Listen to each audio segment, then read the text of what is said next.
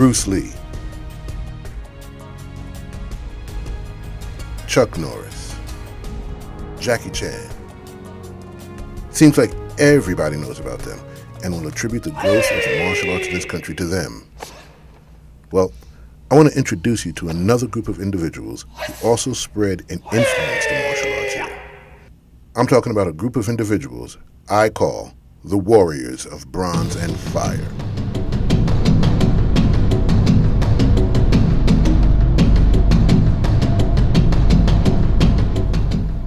A true legend in the martial arts.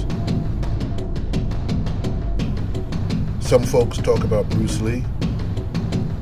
Others talk about Professor Moses Powell. Professor Powell was a unique individual. Words really don't do him justice. He had to be seen to be believed. He was a big man who moved with grace, style, speed, and power. If you were standing in front of him, he'd be on you and have you under his control faster than you could possibly imagine. His one-finger rollouts were an amazing thing to watch. A student of Professor Florendo Visitacion, who is referred to as Professor V, Professor Powell developed his own system of jiu-jitsu he named Sonyukis Ryu Jiu-Jitsu. In the 1960s, Professor Powell was one of the first martial artists to do a demonstration in front of the United Nations. He was one of the first black men to give martial arts training to the FBI, the Secret Service, and the DEA. I had the pleasure of training with him for a few years back in the 1990s. I gotta tell you, that was an incredible, extremely educational experience. The word genius is thrown around so much in today's society. But in my opinion, Professor Moses Powell was a true genius. He was a Mozart of the martial arts.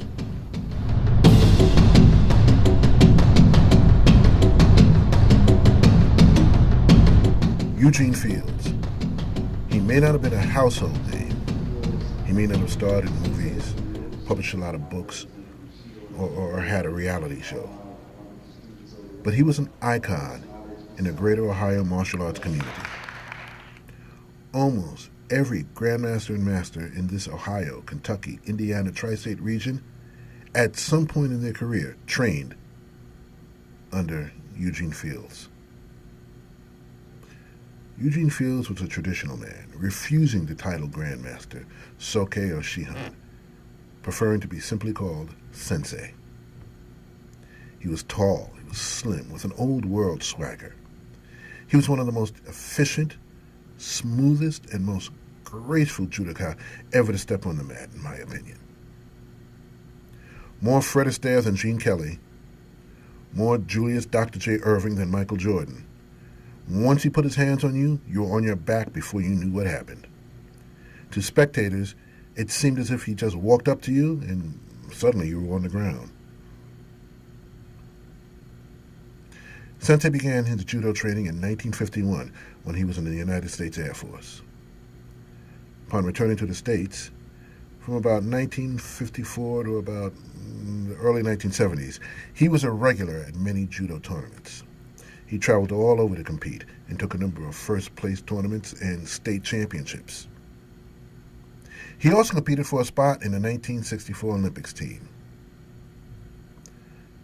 Sensei Fields wanted to work with children. Not only did he implement judo programs in a number of Cincinnati public schools, he eventually started Bushido, a way of life dojo in Avondale, Cincinnati. I met Fields Sensei in the 1990s. He had an idea of starting a martial arts university and wanted to have Hwarangdo as a part of it. I thought it was an excellent idea and quickly signed on board.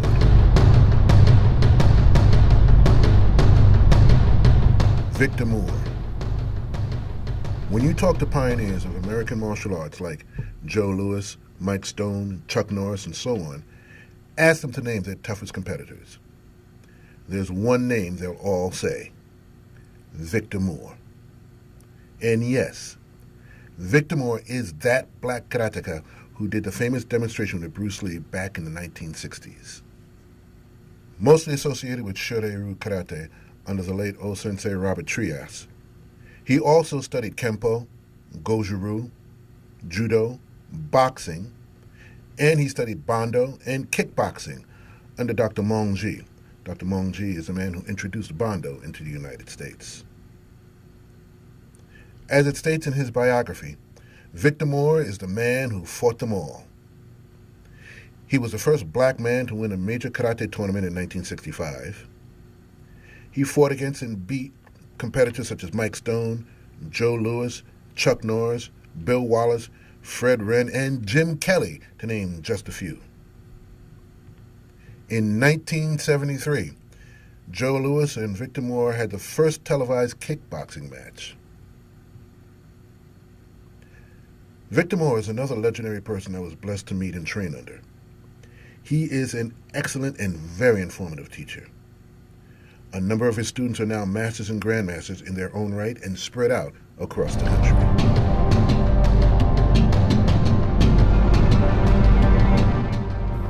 William Malory.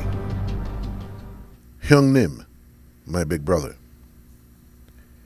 Now, he may not be as famous as some of the others on this list, but he is just as important and just as influential.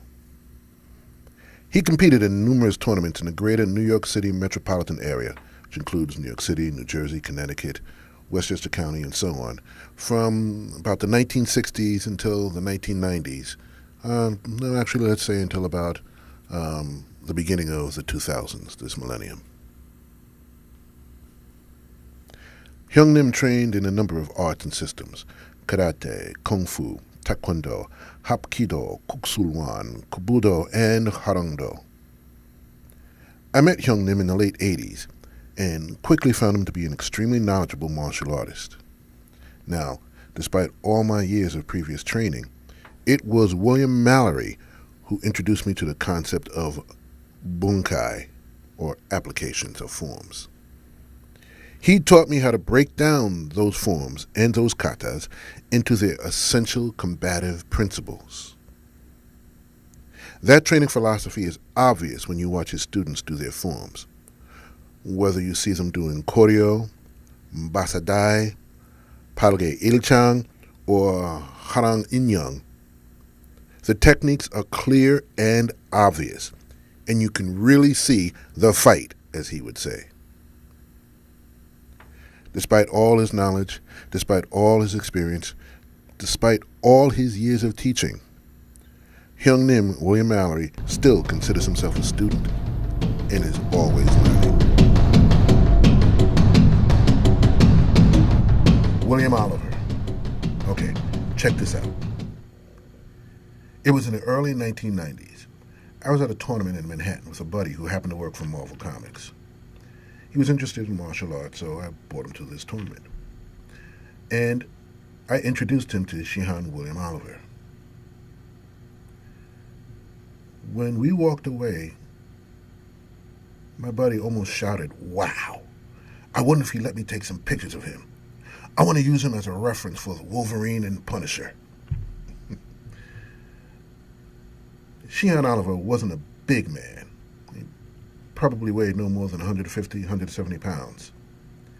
He was about, I would guess, about 5'6", maybe 5'7".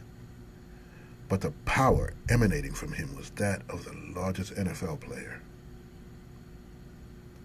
A student of Kaicho Tadashi Nakamura in Kyoku Shinkai Karate and Seido Karate. I first saw him in the 1970s movie Fighting Black Kings about the World Games held in Japan. That was a full contact, no pads, no gloves, no foot protectors, etc. knockdown tournament. And there was Shihan Oliver beating the schnuggies out of opponents 2 and 3 times his size. Humble and disciplined, he was an international champion, competing in full contact and non-contact point fighting tournaments. Often he took first place and grand champion in fighting and in forms. He has taught and competed throughout the USA, Canada, Japan, Australia, basically all over the world.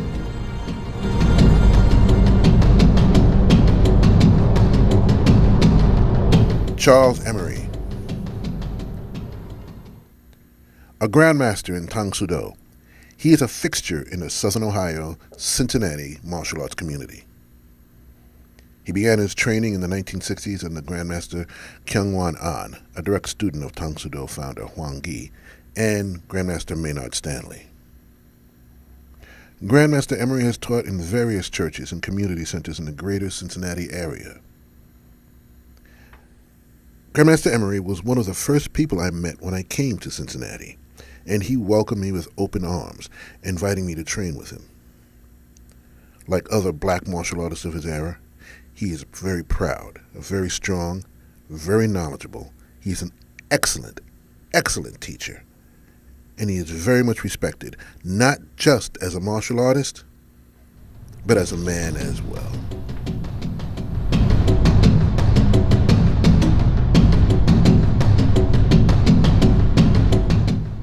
Woodrow Fairbanks. I've said this time and time again. I've been extremely blessed in my martial arts life and career. Starting with Kuksanim, my teacher, my father, Kuksanim, Grandmaster Yum Kinam, and his brother, Chung Kwanchanim Yum Kite. I have had the opportunity to train under legendary, incredible martial artists, and some I've mentioned in this program.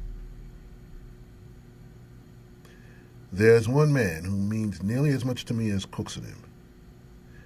That man is Grandmaster Woodrow Fairbanks.